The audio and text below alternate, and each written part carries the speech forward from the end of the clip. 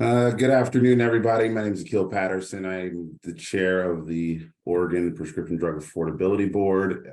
Today's agenda is rescheduled from January 26th. Is rescheduled date of January 26th of 2024 today at 1 p.m. And we will be calling order to this meeting along with the roll call. Melissa, please call the roll. Chair Akil Patterson. Present. Vice Chair Shelley Bailey. Present. Dr. Amy Burns. Present. Dr. Daniel Hartung. Present. Mr. Robert Judge. Present. Mr. John Murray will be arriving late. We have a quorum. All right, thank you very much. We need to approve the minutes from our December 13th of 2023 meeting. Which to already point out that during this meeting on December 13th of 2023, we did leave out the statement from one of the board members disclosing his conflict, and that was left out. And I believe we going to be adding that back in there, Melissa? Correct. Okay. So just to know that we do need to add that back in there, disclosing of the conflict of interest. And that, is there anybody to make a motion with that amendment to the minutes? Chair Patterson, with that amendment, I move. So second. Second by Amy Barnes. Thank you. Call the roll. Amy Burns. Aye. Daniel Hartung. Aye. Robert Judge. Aye. Vice Chair Shelley Bailey. Aye. Chair Akil Patterson. Aye. Motion passes. Thank you very much. At this time, we'll get an executive program update from Ralph. Ralph, go ahead. Thank you, Chair Patterson. Everyone hearing me okay? Great. All right. So good afternoon, everyone. Thank you for being with us today. Just a couple quick things. First, thank you to board members for their flexibility in rescheduling today as there were multiple conflicts. Also would note that as it turned out, I'd speculate that we would have needed to postpone on Wednesday, the 17th anyway, as I know that a number of folks were without power and or internet. And so we certainly hope everyone came through that weather event okay. We'll also note that I need to apologize because we were unable to secure an American Sign Language interpreter for today following the cancellation of the meeting on the 7th. They had been booked out, and we certainly are committed to doing that at every meeting going forward. So if that has caused an inconvenience or hardship for anyone, we truly apologize for that. Moving into some updates, I was invited to present on the board's insulin recommendation to the interim Senate Healthcare Committee back on January 10th. And I'm really pleased to share that Senator Patterson has informed us that the committee will include the board's recommendation to lower the insulin cap to $35 and decouple it from inflation, as it is currently $75 and will go up to $85 for this plan year. So great work, board. We do important work together, and thank you for everything that you've done in helping advance that on behalf of Oregonians who desperately need insulin and are unable to afford it even with insurance coverage. So thank you for your work on that. I'll also share that we've executed a contract. As I had mentioned previously, there was a competitive process with Myers and Stouffer, the consulting firm that works with the OHA on a number of pharmacy programs, as well as CMS in rate setting for Medicaid pharmacy reimbursement.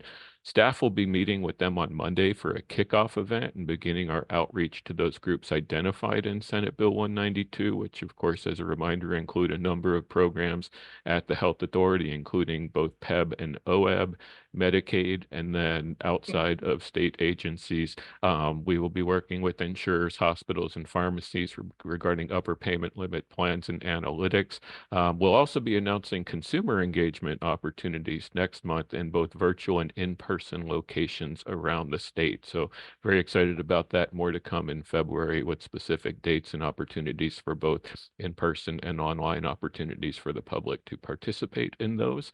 We'll also share that this past Tuesday, I was invited to present on our board's work and our recommendations to the Cost Growth Target Advisory Committee at OHA. And for folks to remember, that is the group that we are also statutorily mandated to provide our report to.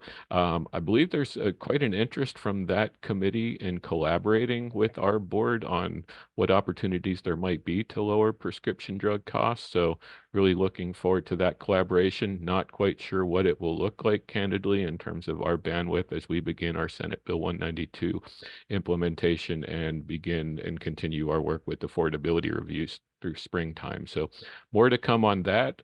Also super excited as we anticipate our newest board member, a gentleman named Christopher Lehman, who we anticipate joining us in February, as the governor's office has submitted his name to the Senate for confirmation to the PDAB.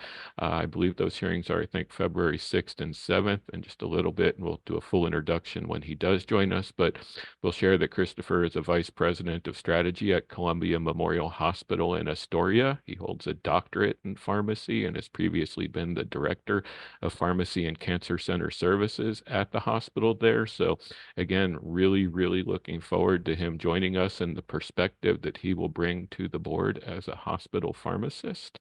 We'll also note that the vacancy recruitment that we are working on for Dr. Bruno's position, as he left for Multnomah County, because appointments are only made semi-annually, we anticipate this position being vacant until probably May or June, as I await specific deadlines from the governor's office on what those are. So we will be posting that next week. And as a reminder to folks, statute does call for someone to have a background in either healthcare economics or clinical medicine. So we will keep you apprised of that. And Chair Patterson, that's my report. Back to you.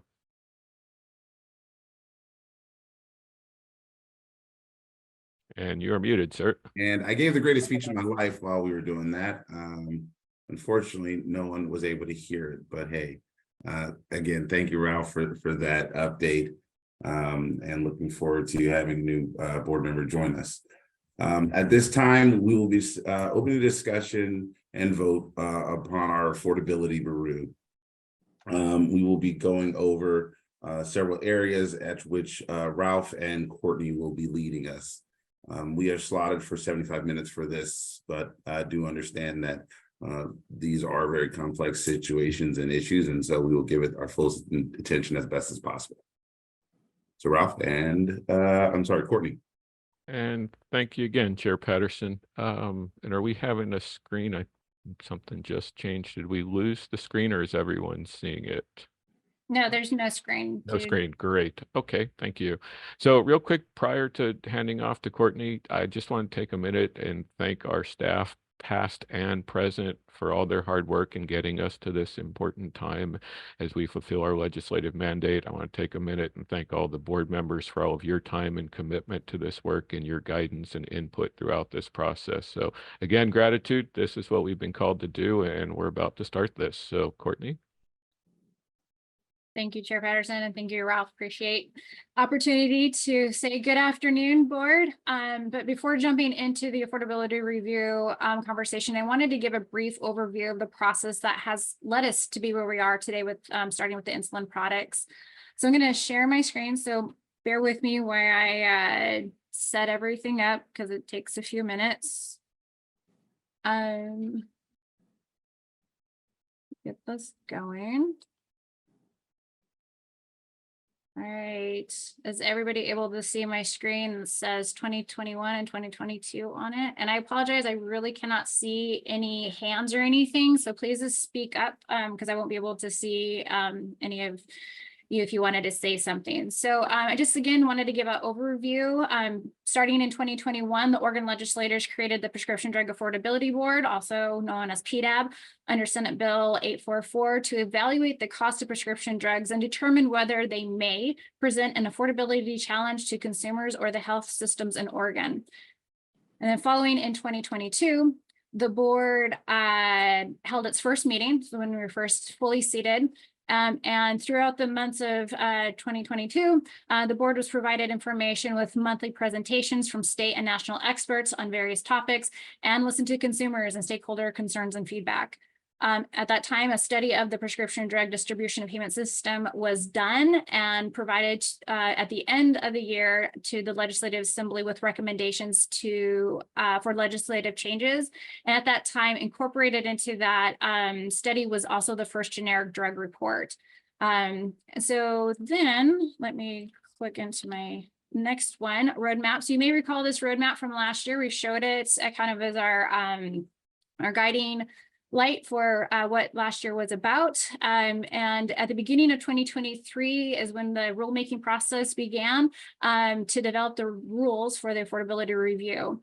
And in May, through that process, the board approved those two rules, which are ORS 925-200-0010, which most of you will know me calling it -0010, and I'll probably continue to refer going on for the rest of this conversation as rule -0010. And that rule is the selection of the prescription drugs for the affordability review. So that's where we identified the subset list. And then ORS 925-200-0020, also known as rule -0020, was the process of conducting the affordability review, which we are in now. So those rules were implemented on August 1st, and at the August board meeting is when you began reviewing the reports that were submitted to us by the Drug Price Transparency Program under the ORS 646A-689 subsections 2 and 6, which is relating to the drug and manufacturing pricing, and then ORS 743-025, which is relating to the insurer top 25 most frequently prescribed, most costly, and the greatest increase of prescription drugs covered for the year of 2022. And also included in the list of reports that you reviewed was the insulin drugs that were provided by the all-payer, all claims database, also known as APAC. So for the list of drugs provided from the DPT program and following rule -010, the subset list of insulin and the prescription drugs were selected, and those were finalized last month in December.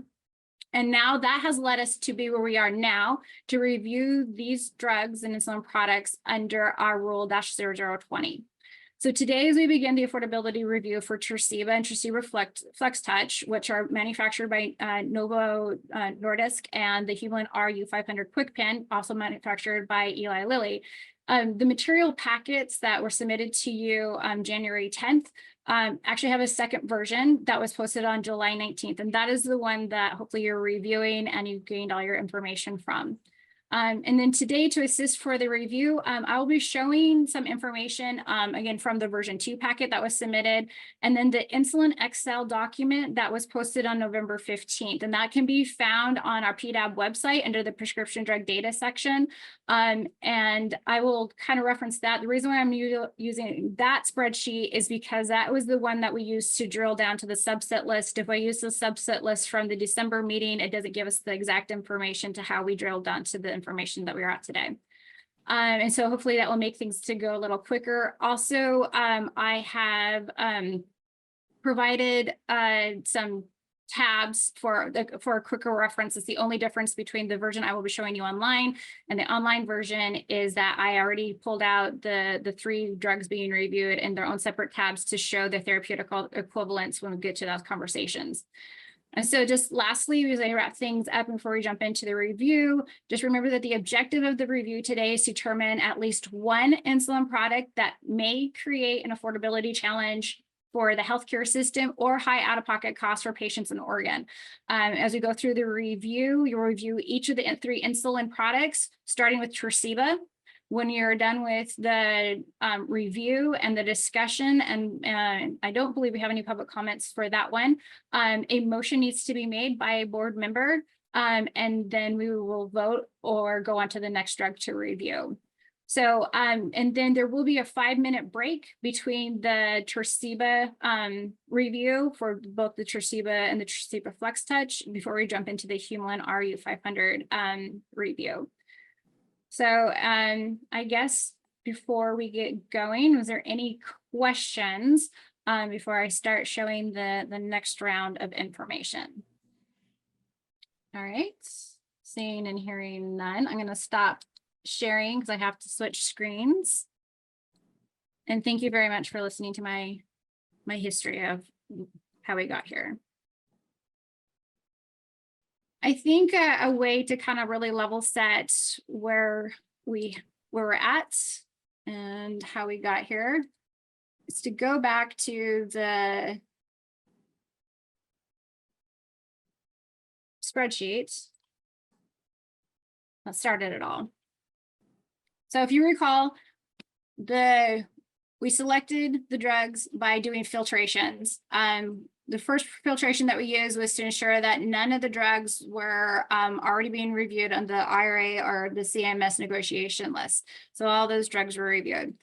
You also decided that you wanted to review long-acting, I believe it was a rapid acting and a short acting. However, the rapid acting was removed due to the ones that were identified had already had some sort of bioequivalent or a biosimilar associated with it.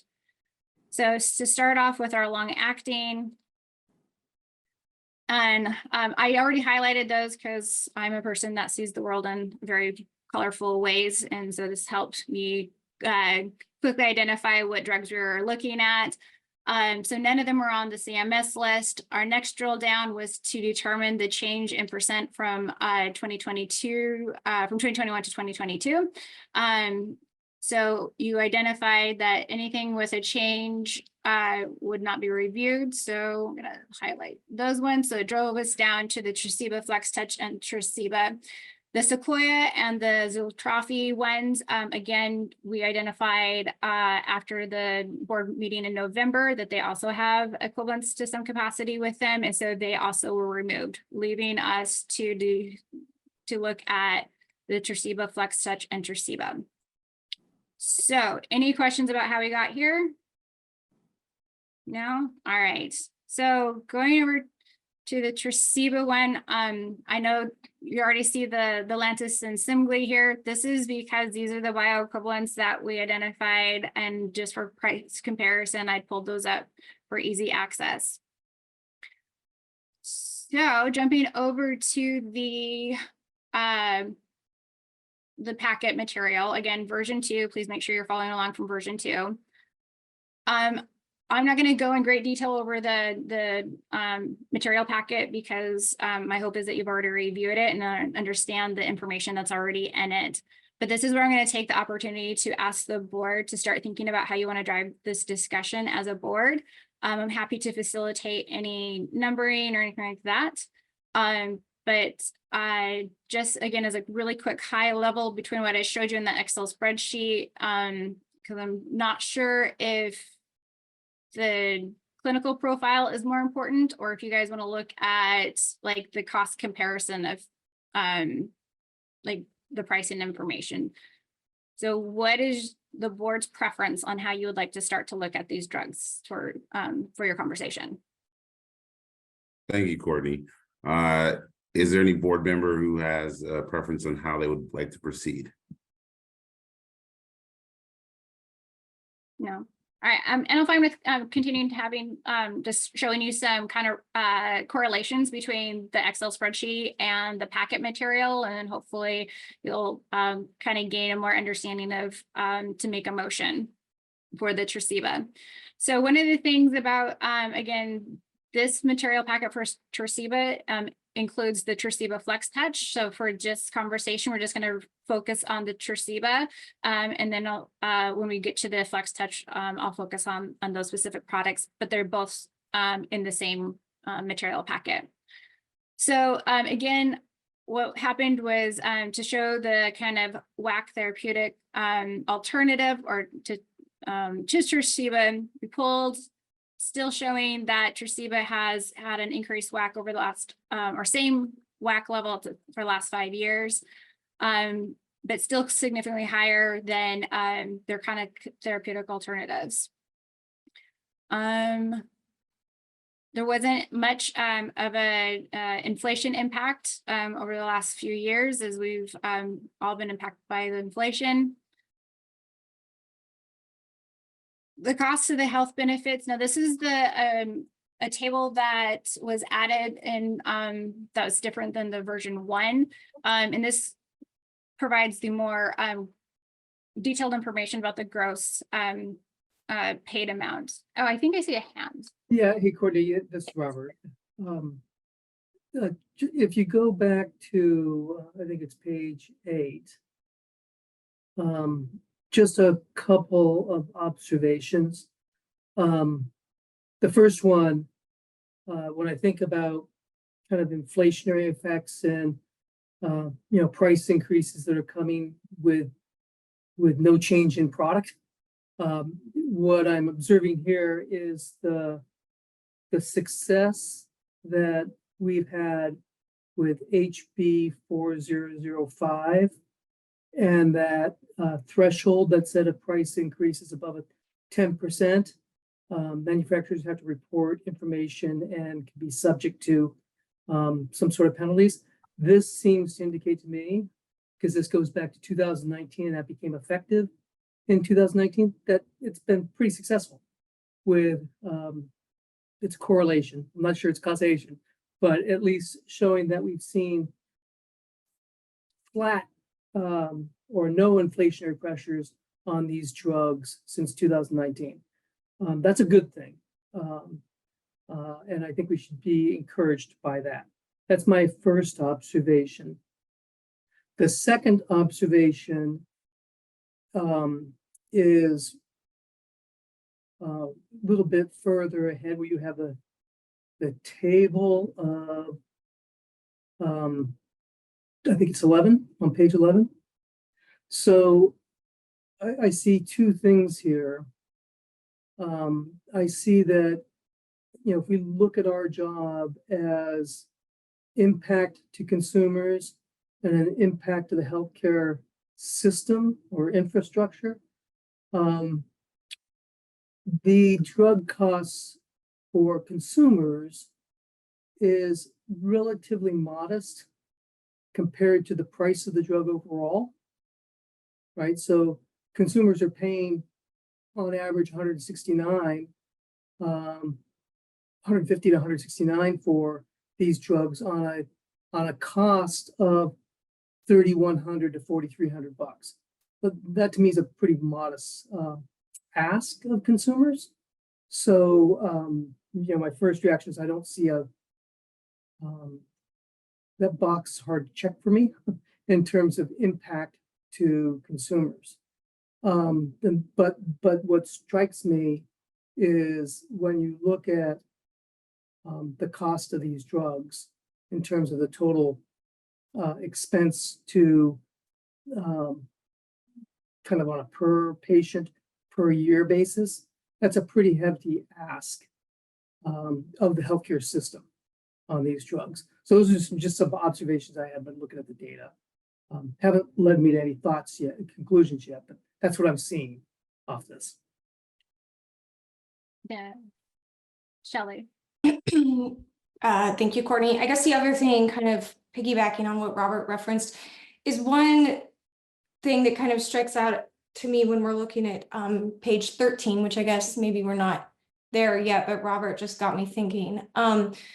Specifically related to the Tresiba, when we are looking at the cost per vial compared to the 3 other products, I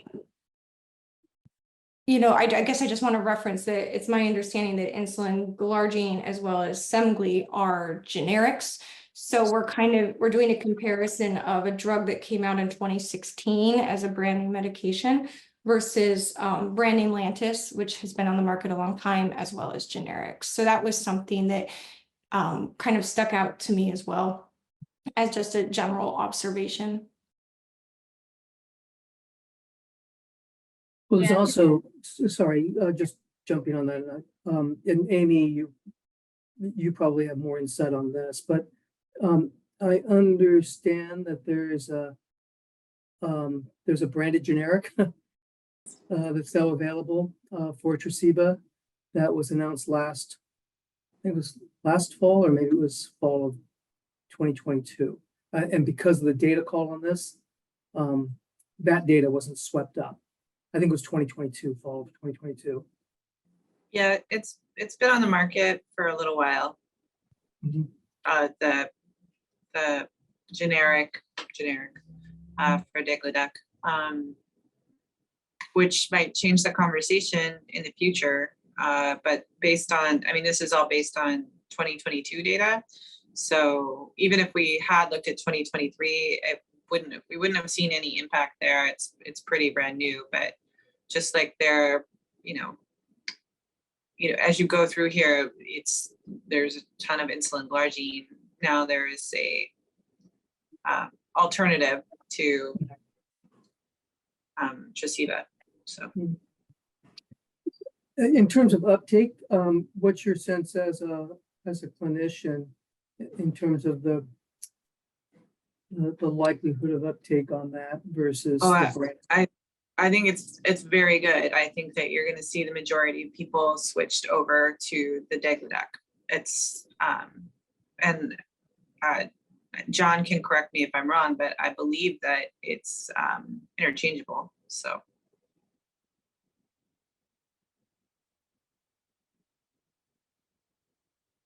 All right.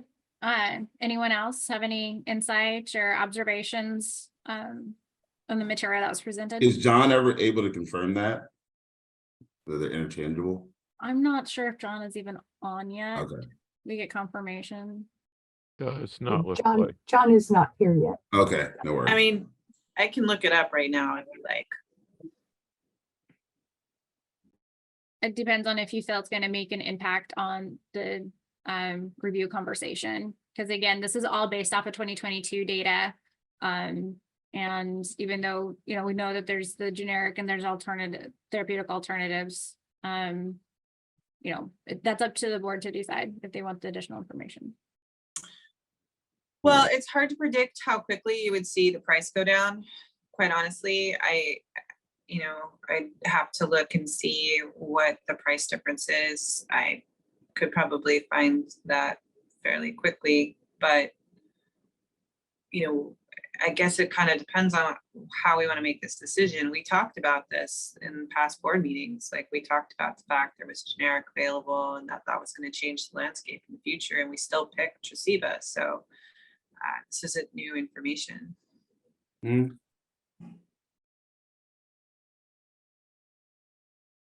So is there any more discussion on the Tresiba?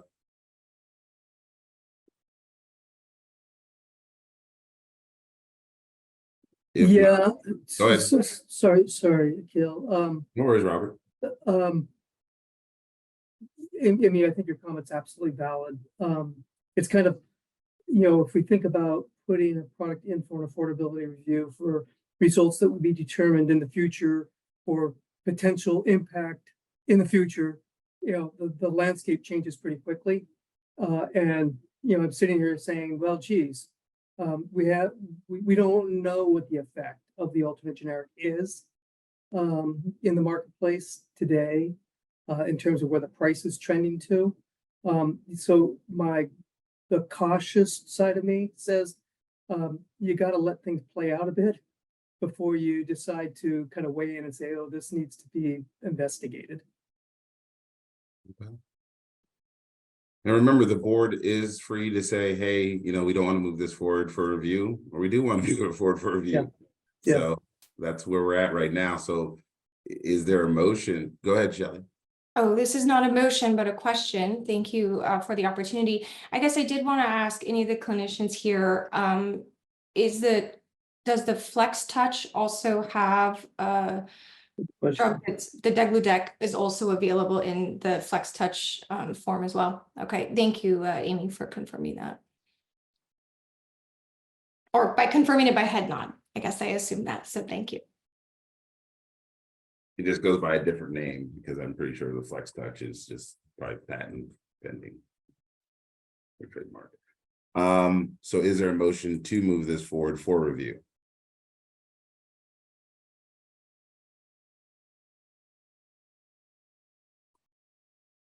Hearing none,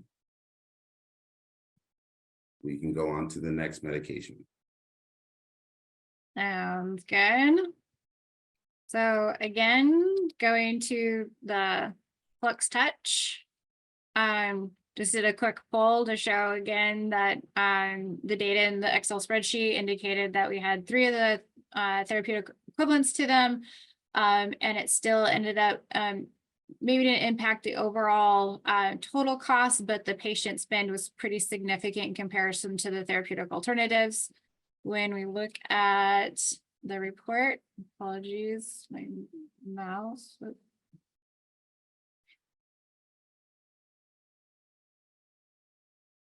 So with that one, when we look at these therapeutic alternatives, a lot more tighter competition in the WAC, short of the glargine Solstar that was put on market in 2022.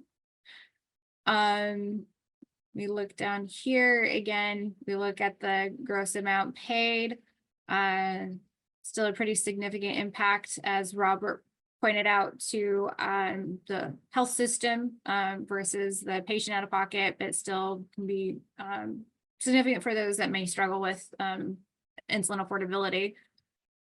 And then as we look down here at the therapeutic alternatives, again, even though with the FlexTouch, the 5-pin refill, the simply seems to be the biggest competitor, most affordable, with the Tojo Solstar actually being more expensive than the Tresiba FlexTouch. So I'll turn it over to the board to have some discussion, and please let me know what graphs or anything you would like to look at. Thank you.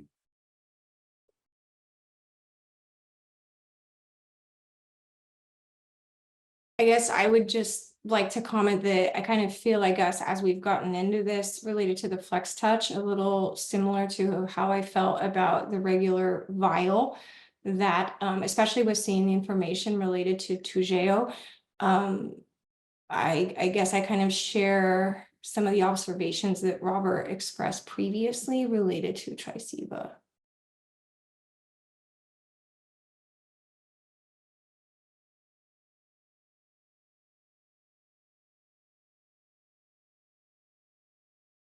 Any other thoughts or comments?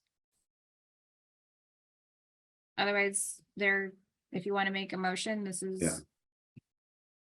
Before we make a motion, I saw that Mr. Murray Okay. arrived. Maybe we should wait for that.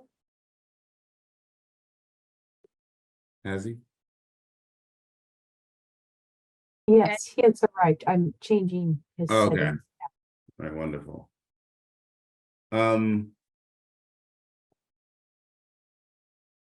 So I'm looking at the vulnerability map is part of what I was thinking.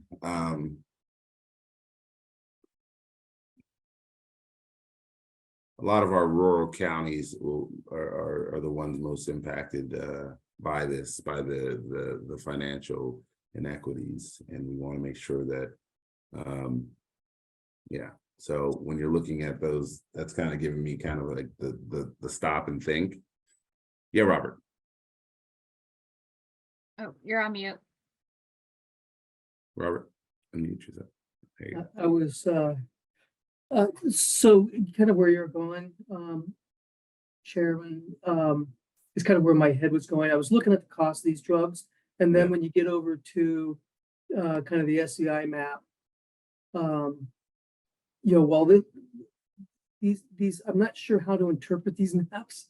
Yeah, And how useful they are in informing us as a board.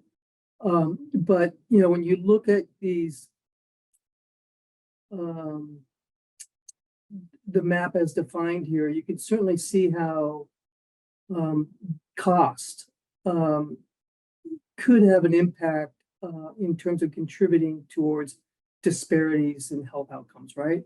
Yeah. You know, either rationing doses or skipping doses, or putting financial strain on house resources, you know, medication or bread. So that, you know, that causes me to pause, even though the annual share was like and that was an annual number, right, Courtney? 160 some odd dollars. If you divide that by 12, it's a Starbucks coffee. So it's several Starbucks coffees in a month, but it just it didn't send me over. Although I understand if you're on a fixed income, Yeah. any Right. dollar you have to expend is hard. Yeah, and part of me says that the fixed income is mostly going to be those who will then end up, if they aren't already on Medicaid or Medicare, they would eventually find themselves on it in due time. So there's that both and approach. John, did you have any feedback for us for the rural counties, knowing that this is what you run? Yes, and I'm sorry to be late. So my apologies, please. Yeah, we see it. I apologize. I'm just joining the conversation right now, but we see it every day of people that come into our pharmacies, and we have pharmacies in 2 different counties, and one county is significantly lower in per person wages per year than the other, but it doesn't matter when new prescriptions are over $200 a piece, and people don't have the insurance coverage that they need. Medications get expensive very fast. So yeah, it does make a difference where it's at rural counties. We see it all the time of people unable to afford their medicines. Thank you. So I guess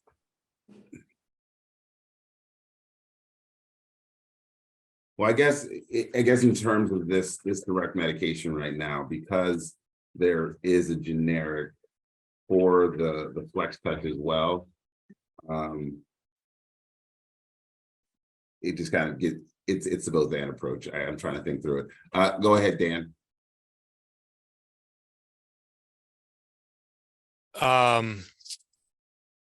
Yeah, so just in trying to kind of synthesize all this different cost and pricing data, I've seen, as I've looked over these reports, my thinking on this has evolved, because after every time I look at it, I kind of think a little bit more deeper about it. And I guess I do keep coming back to these analyses of, to try to understand the effects of the burden of these medications on patients and the health system are kind of the 2 big stakeholders here. And so there's I don't know, the data aren't here to illuminate this question, but we have this pricing information across all the therapeutic alternatives, but there's no, I'm just, maybe going forward, we could have cost burden, so out-of-pocket costs for the therapeutic alternatives, as well as the cost burden for payers for the, so we could make some sort of contrast between, in this case, the Tresiba and the glargine products,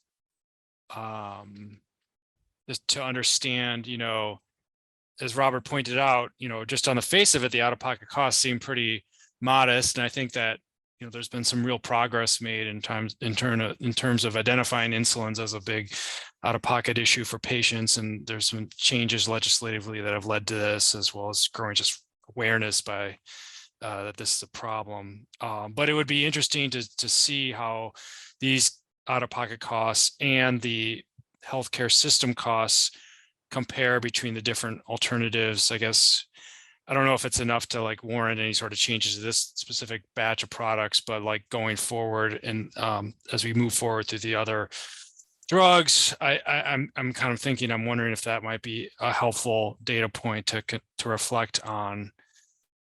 In terms of the unbranded Tresiba, my understanding of that is it's just it's mostly for, it's basically there's the Tresiba that'll have the standard whack, and then there's the Tresiba that'll have a very, it's kind of for just for people who aren't using insurance essentially. So I don't know. My sense is a lot of payers will continue to prefer maybe the branded version because of the they'll be able to negotiate rebates and things like that off of that. And so maybe the unbranded version will be available more for uninsured individuals. So that's just general thoughts for on the report, I guess, structure and data presentation. Thank you, Dan. Robert? Piggybacking on what Dan said, and I think we've not tripped over this particular discussion topic yet, but I think it requires us as a board to kind of think about this going forward. If we look at kind of the patient burden, when do we cross a line from a patient burden to becoming too much of a patient burden? You know, what's that fault line that says that's a real heavy burden on a consumer, requiring the board to take action? Is it $5 a prescription? Is it $50 a prescription? Is it $100 a prescription? Those seem to be worthy questions. Absolutely. And I recognize that. And we are at the impasse though with this one. And so I think in moving forward, we individually have to weigh that.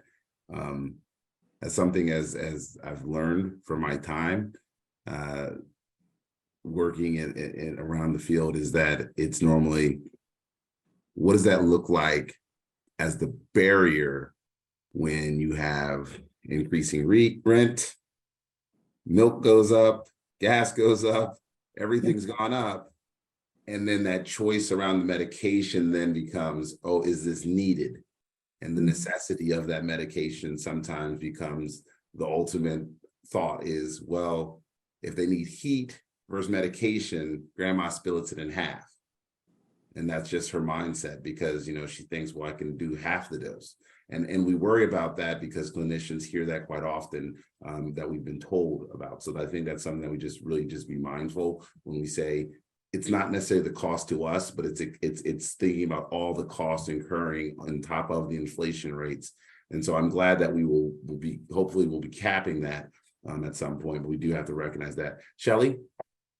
Thank you, Chair Patterson. I guess the other thing I just wanted to make sure I just state for the record, at least from my perspective, is that everything that we're looking at, we appreciate that the gross to net bubble is part of some of our challenges, right? Because we don't have, when we were talking, I think maybe Robert or Daniel was talking earlier, it just got me thinking, we're doing the best we can with the data we have, but we appreciate that a lot of this is driven by contractual relationships that we don't have the net discount kind of to the end payer. And so sometimes then it's well, we almost have to look at the cost to the patient, because the cost to the payer, we don't have all the information related to the net price to the system as opposed to the sticker price. So I just wanted to kind of make sure to mention that as I think about that as we're looking at these things.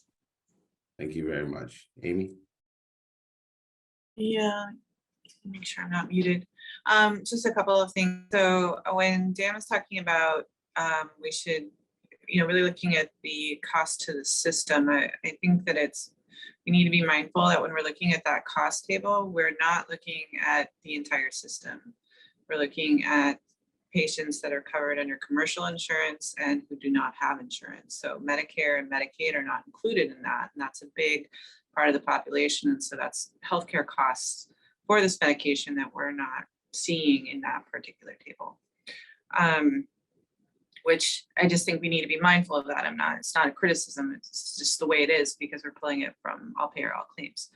And then now that we have John on the line, I would like to revisit whether or not they are interchangeable, the Degludec and the Tresiba, because they're made by the same manufacturer. And to me, just anecdotally, I have seen it switched out as essentially the generic for the brand. So, he would probably be the one of us who would be able to answer that question with, lived experience. And then lastly, to Shelley's point about the net cost to, say, a payer, I think that she's probably referring to rebates, which definitely complicates the soup for everything. I don't know that we would actually be able to get that information. Rebate cycles take anywhere between 6 to 18 months for that to be accounted for and paid back to a payer. So that's a really challenging thing to try and get at. We would be looking at data that was quite in arrears to try and to suss that out. So just some comments. John, do you think you'll be able to touch on that point that she asked?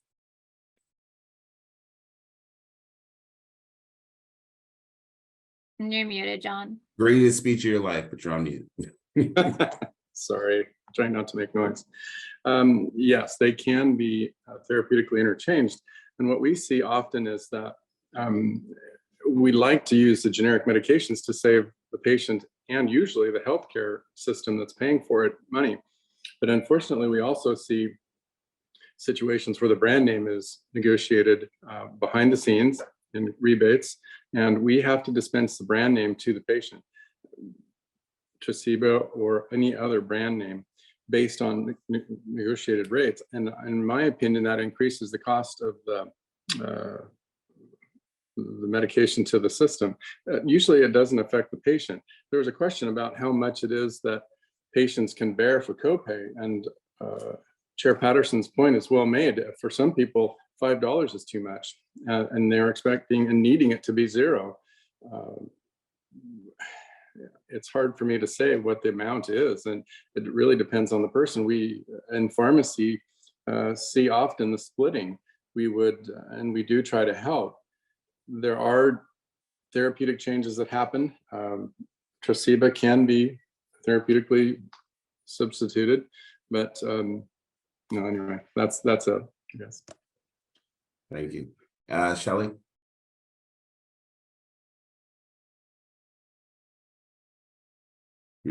Mute. Thank you.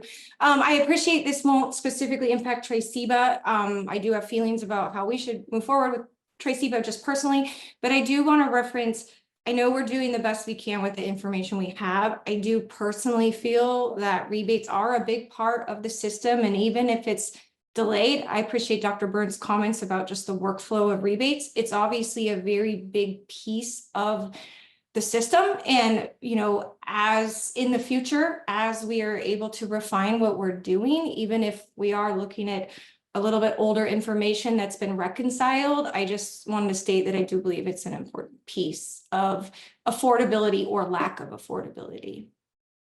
Thank you. If there is no more discussion on the Tresiba Flex, is there a motion? Oh, yes, Ralph.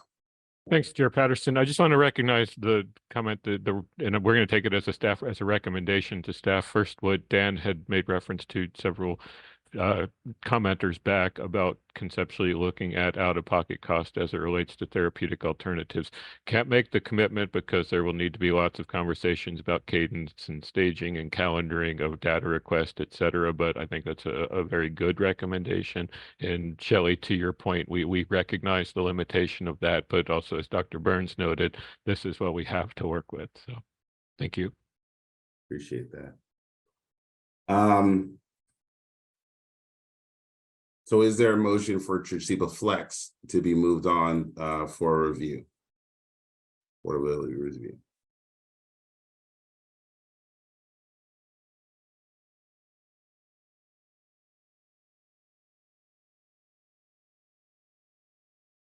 Yes. Well, I have a dumb procedural question. Like what happens if we were to say it should go to affordability review? What does that mean? So we're making motions to put up for the final list that we will be sending off for recommendations for affordability review. That we are just the recommending body. So this is the affordability review. This is the review under -0020 rule. So the report has met majority of the requirements except for the rebate component. So this is where the board determines if the drug may create an affordability challenge to the healthcare system or an out-of-pocket cost.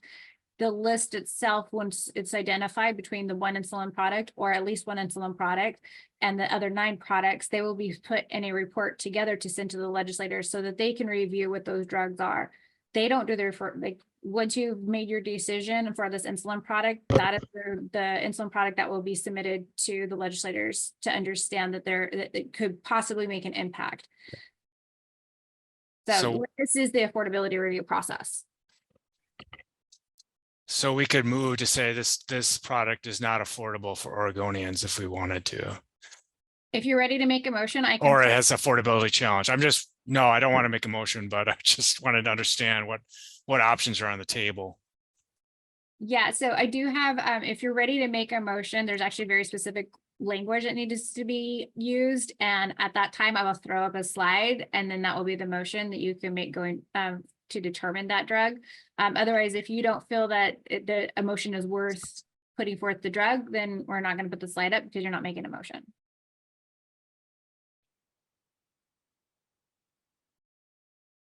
So if there's no motion, we can move on to the Humulin and review. Just be mindful that if we have to come back and discuss these again, we can, because we will have to determine at least one insulin product through these.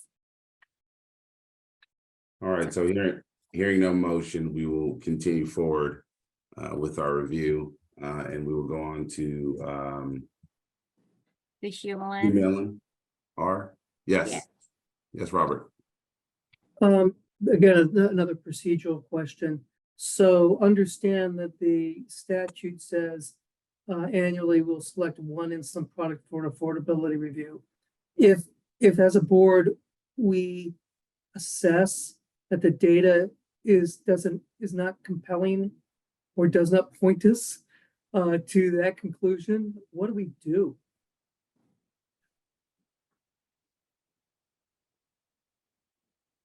Sorry, I got you, Robert.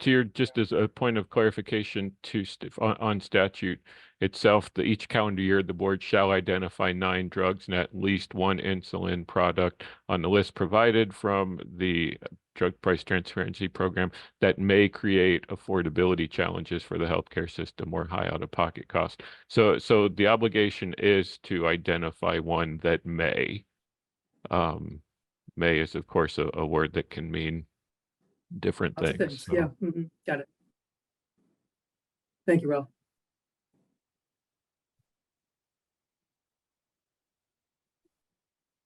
All right, so I'm happy to review the Humulin information, and then if we need to go back for any discussion regarding the Tresiba FlexTouch, we can do that. Let me pull my screen real quick.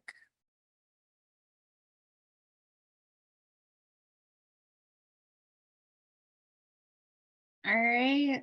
So in the same concept as the prior review. Oh, actually, I think we need to take a break. That was part of our agenda requirement that we're gonna. Do we want to do that, or can we just take a break after we get this one? Because I felt like we got through that one relatively well. Let's kind of power through this one and then we'll take a break after it. Okay, sounds good. Thank you. Yes. So again, the Humulin RU500 is a more specialty insulin product, primarily prescribed to those with a higher insulin resistance. This is the drug that was made by Eli Lilly. Again, I hope everyone had the opportunity to read through the clinical profile of the drug. Coming down to the cross profile, looking at the KwikPen compared to the therapeutic alternatives. Again, the concentrated, so this is the vial, is significantly higher, but there's also more insulin in the vial. Humulin KwikPen was compared to the 70/30 KwikPen, along with the Novolin R FlexPen and the Humulin 70/30 and the Humulin RU100 insulin. Understanding that the therapeutic alternatives that this drug was compared to is not a direct match with what the importance of the RU500 KwikPen is developed for. So I'm happy to have Amy talk more about that since learned a lot from her the other day when we were talking about it. But there really is no other comparisons that were identified to kind of help create a better benchmark for that stuff. So I'll leave it at that, and now I'll have the board start conversation on your observations, or let me know if there's any specific information you'd like to see. Amy, do you want to talk a little bit about this just to start us off?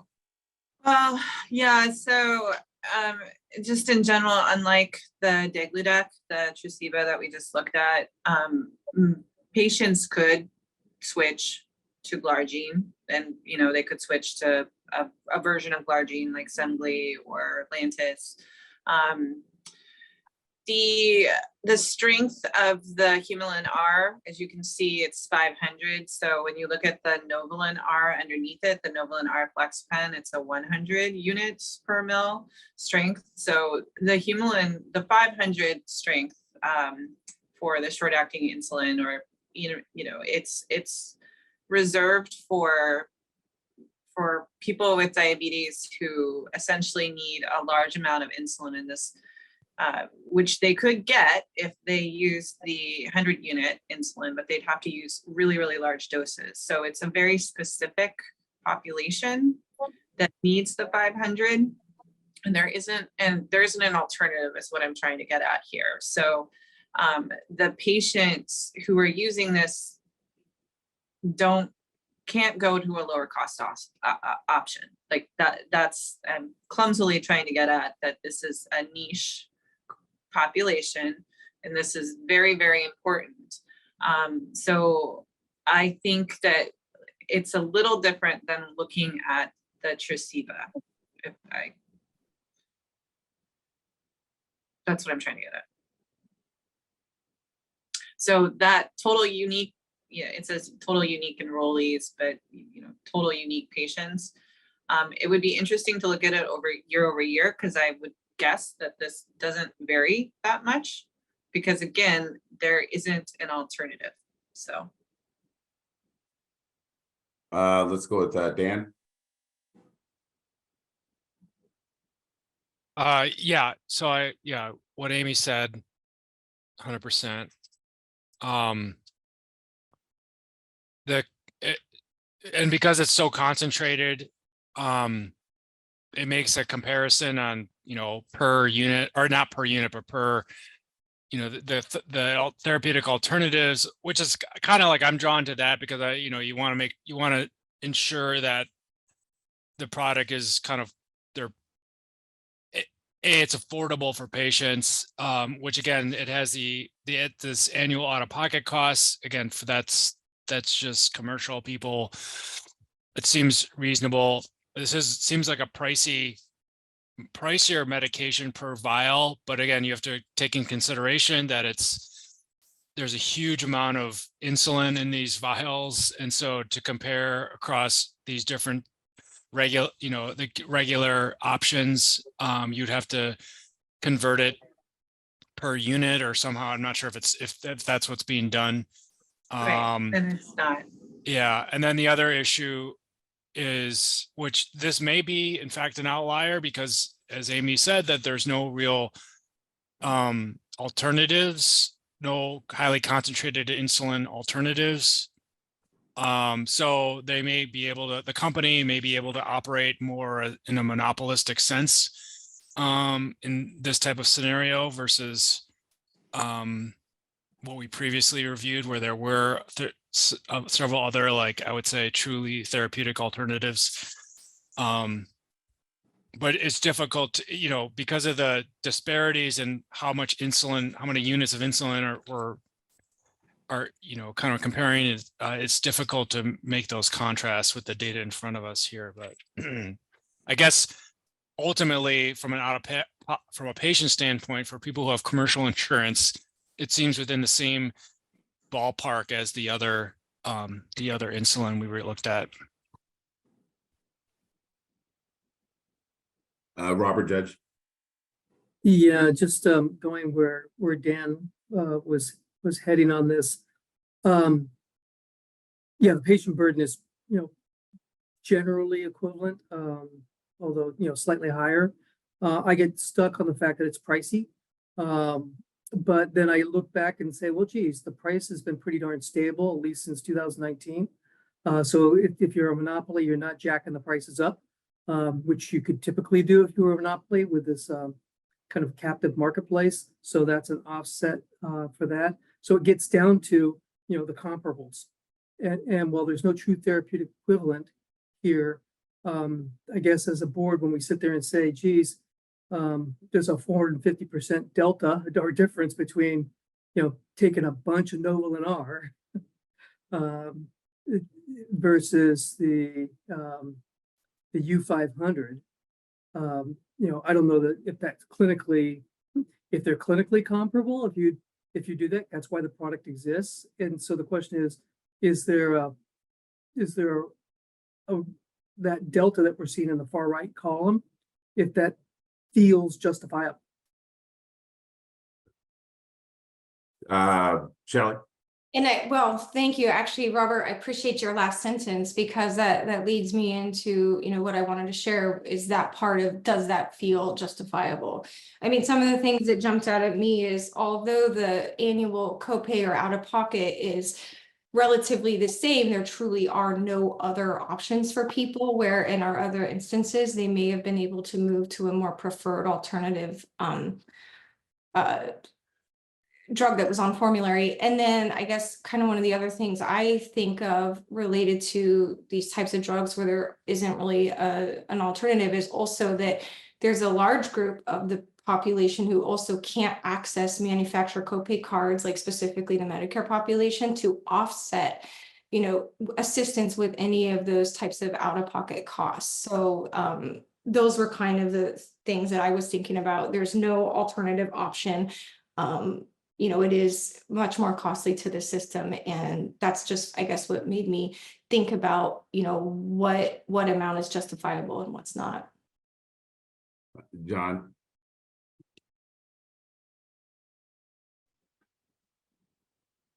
In looking at Humulin, and I understand there's no alternatives, and just as a point of example, I do have one patient that's stabilized very nicely on this Humulin RU500. And the injection quantity is so much less on such a high strength insulin. My question or my thought is, this medicine has been around for 40 years, whether it's in U100 form or U500 form.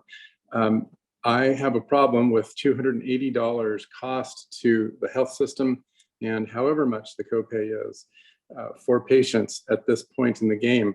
After this medication, in my opinion, is unaffordable because of that high cost. And even with even if they didn't increase the price the last 5 years, it's already high. So that's just my opinion. Thank you. Amy? Yeah, I would agree. That was awesome. That was my thought too, John. It's been on the market for forever. This is, not forever, but for a very long time. I just had a couple of points I wanted to make. Like in theory, yeah, you could go to the R100, but by nature of the patients that are using the 500, those doses would be very painful because they'd have to use a lot of the 100. It's very painful to inject that much insulin. And then to Shelley's point about Medicare patients, actually, thanks to the legislation, the IRA on the federal level last year, copays are capped at $35. So they have to be at max $35 or less per 30 days for insulin for Medicare beneficiaries. Yeah. So go ahead, Robert. And as soon as Robert's done, I'll go. Just piggybacking on Amy, just while there is that $35 cap, and there's a lot of talk in the industry about kind of the value that capping copays for consumers actually means, the WAC price hasn't shifted an iota, so it's still expensive to the healthcare system. So I'm just going to read what the we received those letters, and one of the letters states, and this is from Eli Lilly, the product creators. I'm just going to kind of highlight the area. It's like, we appreciate that you share Lilly's desire to help more Oregonians access lower cost insulin, including Lilly's Humulin RU500, and we are proud to lead the industry in making the insulin affordable.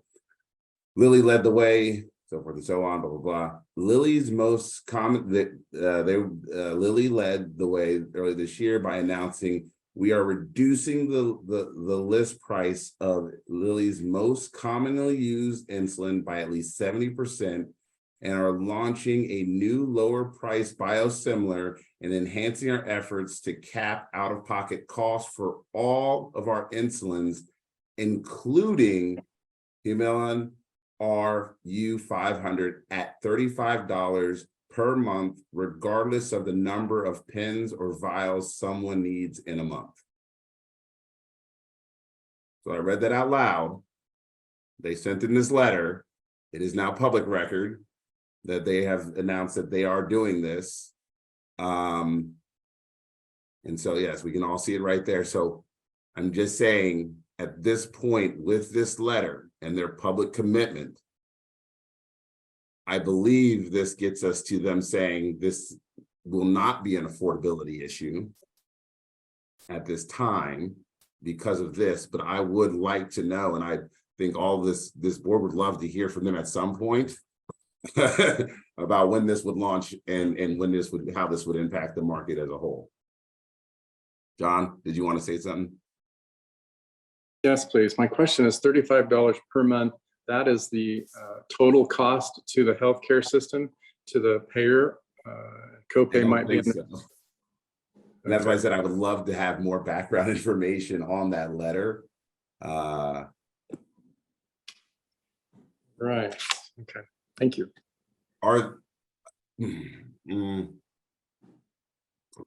Can we ask them to speak, Ralph? I believe if the gentleman is with us, we will call that a board decision to do so. The gentleman did submit the written comment, so it seems appropriate if the board wants to ask questions of him, that the board be able to do so if he's available at this time. Is there anyone from the board that would have an objection from us hearing from anyone from the Lilly to explain this? Okay, if there is a representative from Eli Lilly, Melissa, can you guys email, ping or raise your hand or get in contact with Melissa so we can bring you up just to kind of clarify this letter?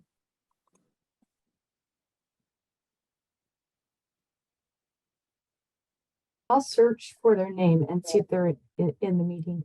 Okay, we can find a representative. Until then, Amy, you can go ahead. Yeah, I hopefully they will be able to come up and talk. I'm very curious. When I read this, I mean, it sounds really great. I don't know how they do it though. How would they cap the out of pocket for patients at $35 a month? Okay. So it's interesting. So, and then the list price too. So yeah, timeline and then how are they actually going to do what they say they're going to do? Okay. And I am seeing that Cynthia Ransom, who may be with Lilly, has a hand up, although I'm not certain she is. If she is, we can. I just need confirmation of somebody to be able. Robert, if somebody can just confirm that we have a representative from Eli Lilly. Thank you, Chair Patterson. The last time I checked, Medispan, which is kind of what we use for determining WAC and AWP movements, I hadn't seen a movement WAC. Now it's a few months ago, but this is I think they made their announcement that they were doing changes on price for insulins last spring. Okay. And if they don't change WAC, then it doesn't change the price of the healthcare system. And I would assume, John, you would see if your purchase price for insulin U500 has shifted at all. Yes, I would. Yeah. I'm not at the store, but I can check into that. Thank you. Chair Patterson, I have changed Cynthia's settings, so Cynthia can unmute. Cynthia, Chair Patterson, Cynthia Ransom. I can confirm that I do work for Eli Lilly and Company. Okay. The $35 that's referenced in the letter that we sent in is the patient out-of-pocket experience. So that experience happens either through copay cards or through automatic buy-down solutions at the pharmacy counter, such as a Relay Health that happens in the background where the patient does not have to enroll in a copay card. We also have programs in place at our Lilly Diabetes Solutions Center, such that if a patient does not have access to those programs for any particular reason, that they are issued a card that they can use at the pharmacy counter, irrespective of their insured status, to receive the $35 buy down. And is that active right now? It is, yes. Shelley? Thank you, Chair Patterson. Cynthia, thanks for being here today. I did want to ask, what about for the pharmacies that don't switch through Relay Health? For everyone here, Relay Health is like a Visa processor of prescriptions, but not all pharmacies use Relay Health. So I'd be wondering about the non-Relay Health pharmacies that use MDON or other switches. Yeah, it's a great question. And unfortunately, I apologize. I was not actually, planning to speak here today. I was really just planning to listen in on the conversation. We do contract with several switch providers beyond Relay. So we could provide the statistics to the board in terms of the experience that we see at the pharmacy counter and what vendor that's being provided through, whether it's through a switch provider or through our actual copay card vendor. Robert? Yeah, thank you. And Cynthia, thank you for being available and for being put on the spot.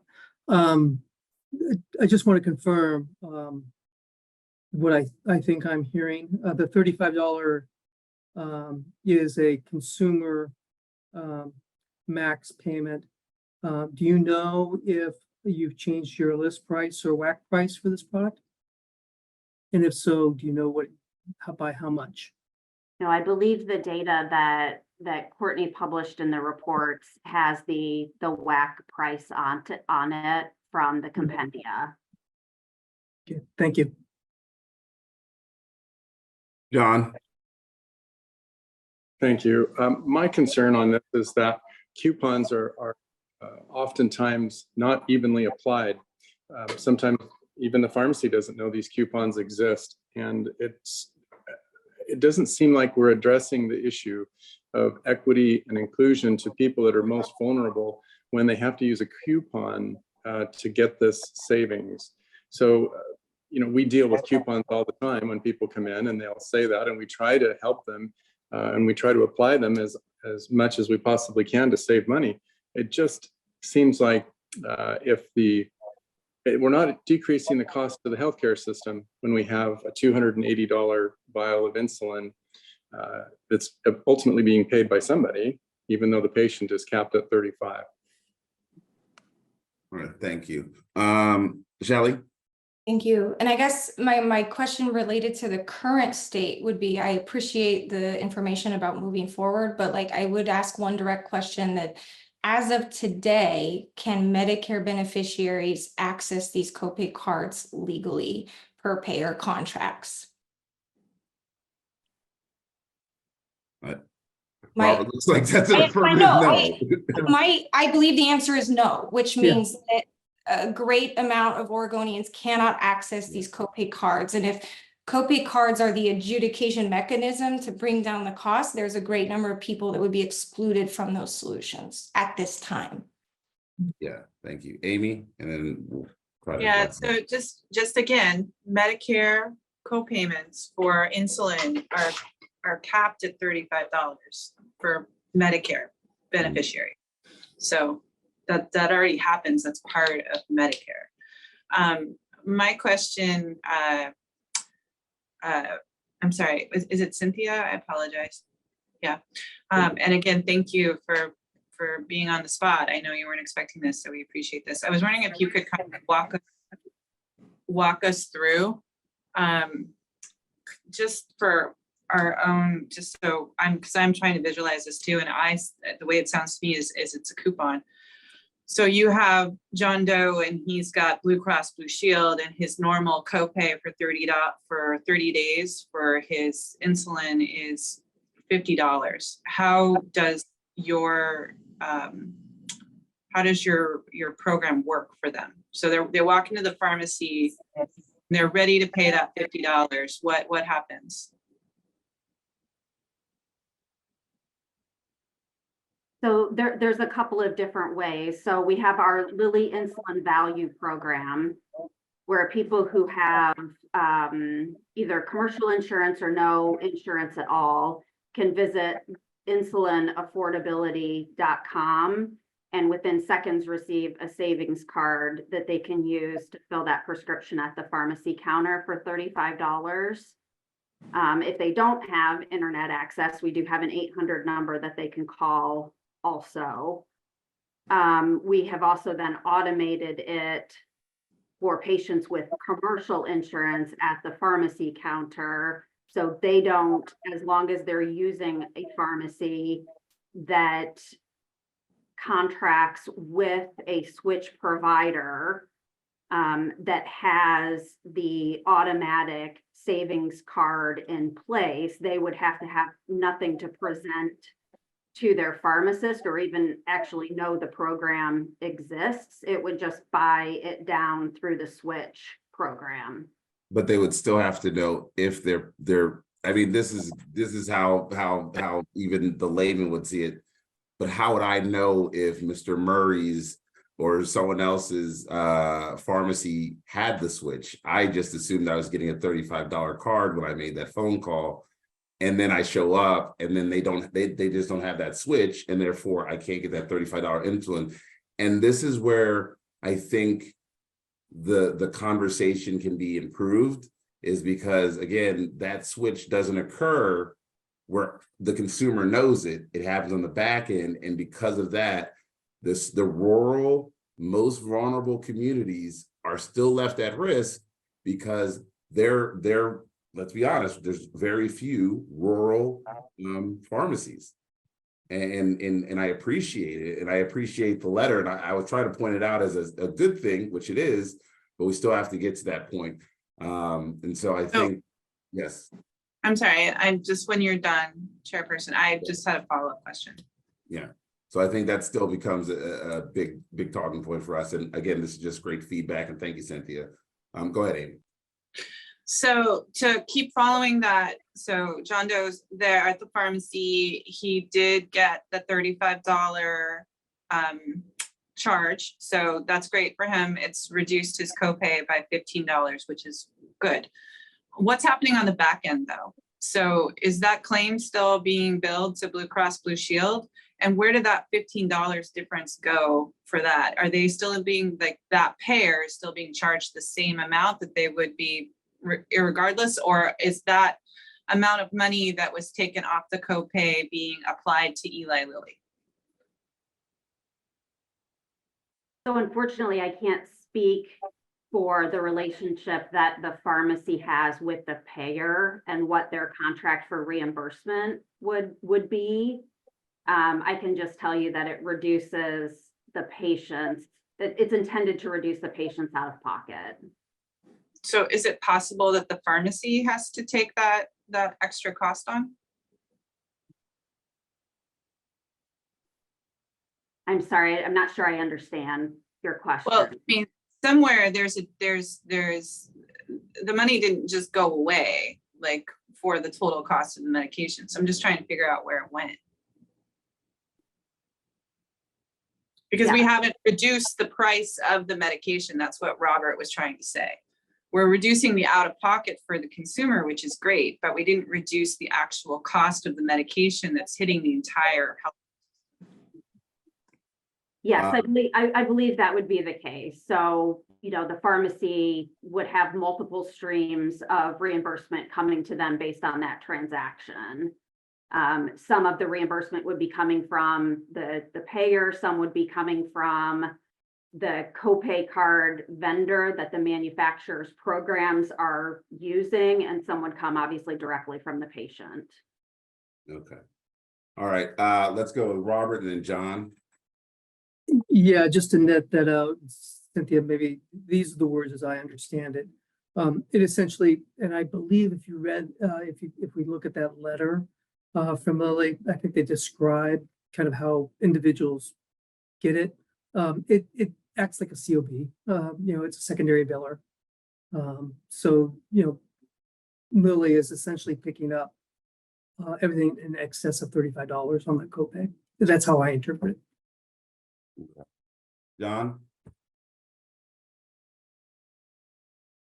One of our most recent examples of using a discount card, or not a discount card, but a coupon card for a medication was a new medication that's just out. And the cost was literally $1,000. And the patient was getting it for $25. The pharmacy was paid $1,010 for providing that service. Now you might say, well, that's, they got $10, but for a pharmacy, we're not a bank. And that's the problem that I have. These copay cards, they are not copay cards, but patient assistance cards, they're helpful, except that it's hard for me to stock that medicine and then make $10 on something that costs $1,000. And that's a common phenomena, actually. Okay. And then Shelley. Thank you, Chair Patterson. Just to kind of follow up on what Mr. Judge was saying. Yeah, it's like the switch-based programs that patients don't have to enroll in, but are just kind of contractually available through switches happen all on the back end where a pharmacist puts in an override code. The pharmacist gets a rejection. It says there's a program available. They put in a code and then that secondary adjudicates. So just from a workflow perspective, I was trying to say that Mr. Judge is correct in what he said. My only comment was that if it's a really health specific one, to your point, Chair Patterson, not all pharmacies may not participate in each manufacturer's kind of back end, assistance program. Thank you. Thank you. Number one, thank you, Cynthia, for being able to come up here and answer our questions and to engage with the board. This has been one of I believe in constructive dialogue, and I think there's absolutely an opportunity to do better. But ultimately, as of right now, this to me does seem like it does present an affordability problem for our most vulnerable Oregonians. To me, it does right now. And again, there might be opportunities to improve on this, but right now, it would present as an affordability issue. And so, is there a motion from anybody on the board? Yes, Robert. No, you're muted. Boy, I'll have to figure out what I was just saying. I share what you just said, Chair Patterson, and actually I agree that this looks like a candidate that would be one that would move forward. And if we were open to move, I would move. So Courtney, can you bring up that language? Yes, give me just a second, please.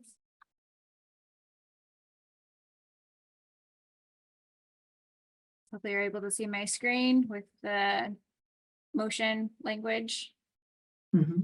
So everyone who wants to start the motion, and then it will do a vote by roll call. Robert, please read the screen, please. So I could see everything where the pictures are that people that are covering most of the text. Motion to include Humulin RU 500. I don't know what follows quick. KwikPen. Oh, KwikPen, thank you. On the list of insulin products that may Create. Thank you. Create affordability challenges for the healthcare system or high out-of-pocket costs for patients in Oregon. Oregon. Yeah. Okay. Thank you, Amy. Is there a second? I'll second. There's a second by Amy Barnes. All right, Melissa, call the roll. Amy Burns, Aye. Daniel Hartem, Aye.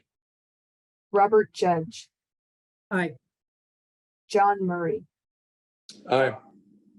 Vice Chair Shelley Bailey, Aye. Chair Akil Patterson. Aye. Motion passes.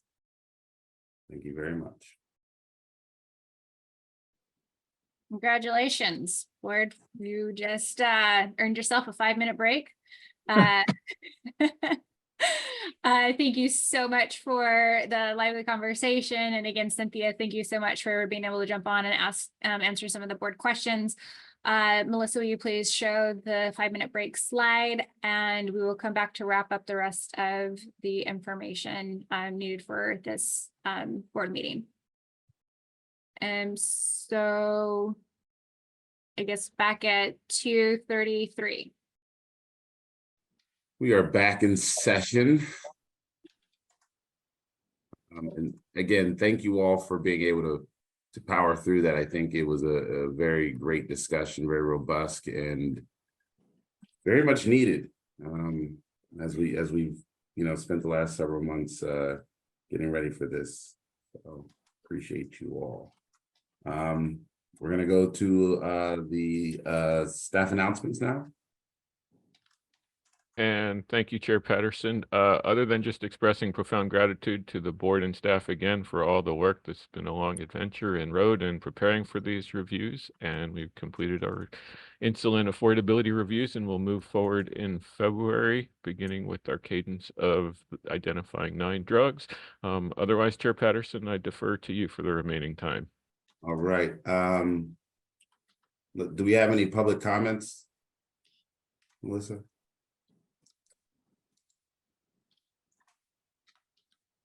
Yes, we do. First up is Daria McCrew from Pharma. Thank you very much. Chair recognizes Ms. McGrew. Hi, good afternoon, Chair and members. Daria McGrew on behalf of Pharma. I'm going to speed talk to try to get through everything I need to say. I want to raise a few concerns about affordability reviews in general and the processes of the board.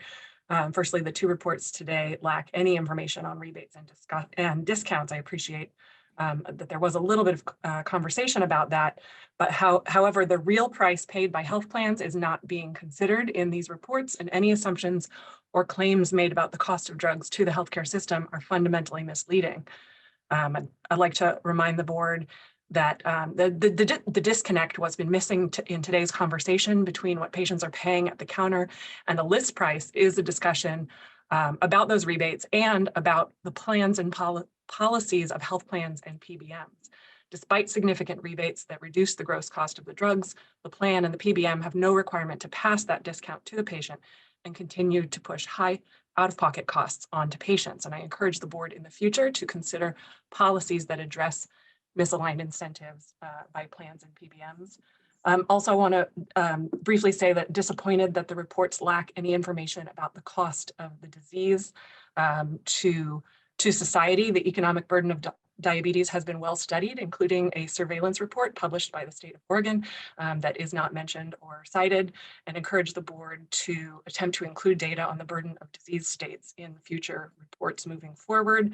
And generally on process, as mentioned in our letter, we have concerns about the timeline created for public comment.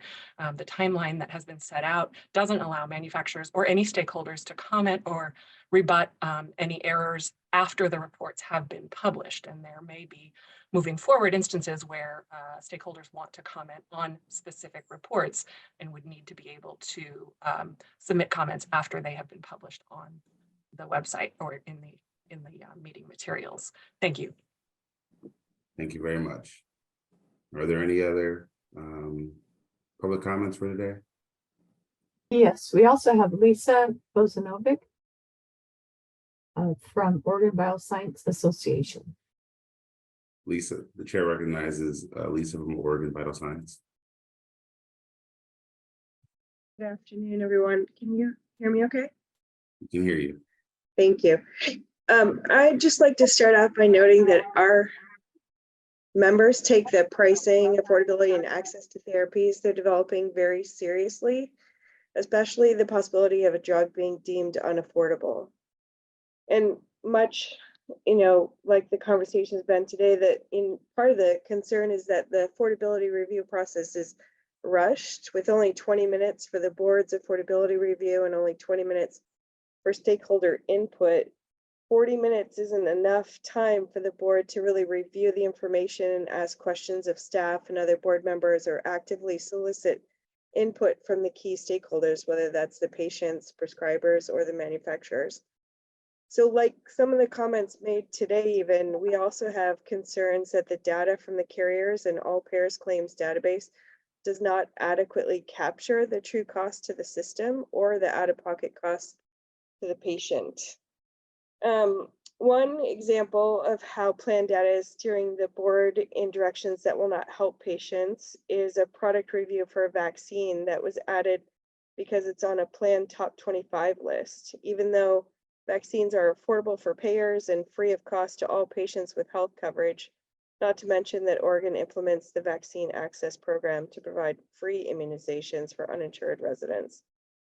So this is an important process, and we believe it deserves a more thorough dialogue of the cost drivers and looking at affordability, and that more time to ensure stakeholder input will result in a process that achieves more meaningful results in how drugs are priced and accessed by patients. Thank you. Thank you very much, Lisa. Next speaker, please, if there is one. No more speakers, Chair Patterson. That's Thank you. All right, thank you very much, and thank you for the public's comment. All right.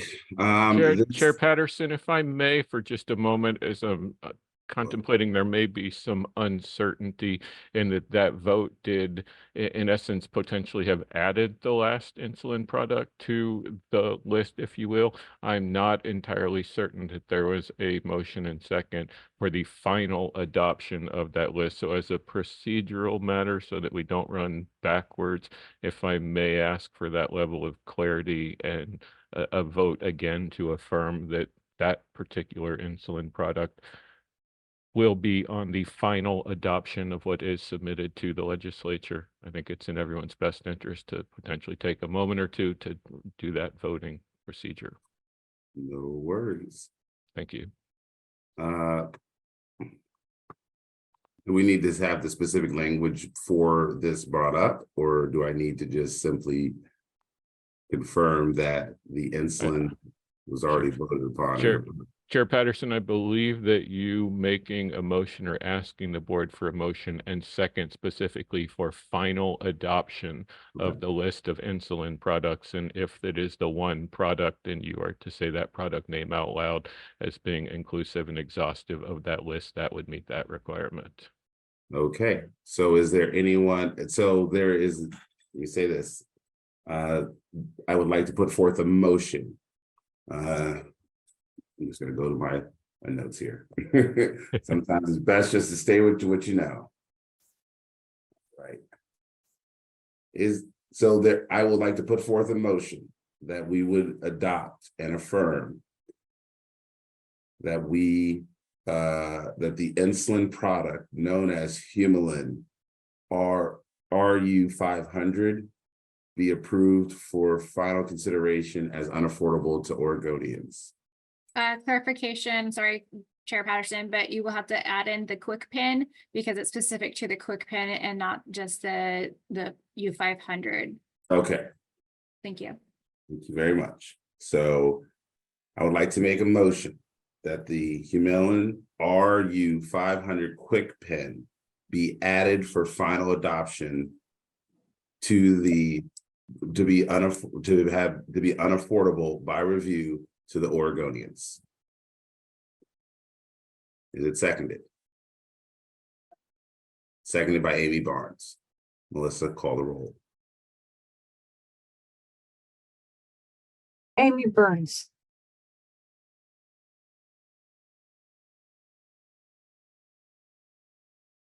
That wasn't audible. Amy, can you please repeat your answer? Aye. Thank you. Daniel Hartung. Aye. Robert Judge. Aye. John Murray. Aye. Vice Chair Shelley Bailey. Aye. Chair Akil Patterson. Aye. Motion passes. Okay. So thank you very much for that.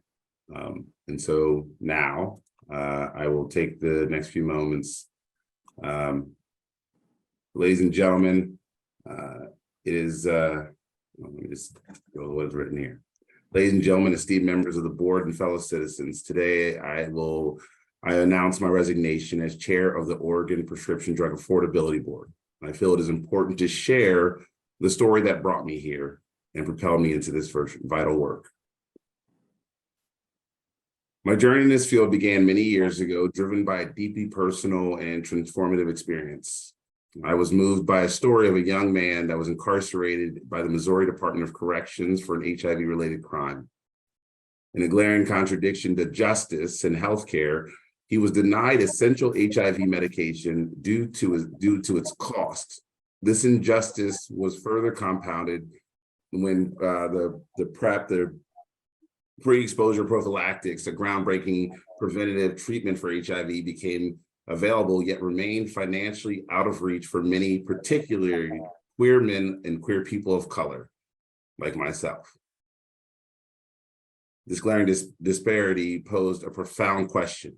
How can society imprison someone for a disease-related crime while simultaneously declaring that the treatment is too expensive? This would go on for many different medications. Watching a friend's father pass away from hepatitis C, knowing there was a cure, but he could not afford it. My advocacy has been the paradox and has fueled me beyond what I started. Even taking me all the way to the White House and being recognized, my efforts gaining national attention as we were recognized by the Presidential Office of Volunteerism. Since then, I have been instrumental in passing legislation in numerous states. When I moved to Oregon, I continued this advocacy, persisting even in the face of opposition. The work of the board has been about finding solutions, not just voicing complaints, a stance that we all know that is rare in our government system. However, it's time for me to step down from my role and focus my efforts on areas where I can make more of a significant impact, particularly in supporting communities of color. Despite the challenges we faced, including restrictive state policies that hindered our effectiveness at times, I am proud of what we have been able to achieve. These challenges, while significant, are not the primary focus of my departure. While some say we run too quickly, honestly, there are many back-end hours that folks will never see, and those oftentimes require research, education, and development. I'm particularly grateful to the support and expertise of Ralph and his team. Their commitment has been the cornerstone of our progress, and I hope the next chair of this board receives the engagement and support from the state that is so crucial to our mission. I will continue to serve on this board until a suitable replacement is found, ensuring a smooth transition. I'm confident in the board's ability to continue making strides in making prescription drugs more affordable and accessible for all Oregonians. As I leave, I urge the state and its leaders to address the operational challenges we all face, engaging more actively, revising restrictive policies that will empower this board and articulate our progress towards a more equitable healthcare system. Thank you for the opportunity to serve as your chair. It has been an honor and a privilege, and I look forward to seeing the new heights that this board will reach in the coming future.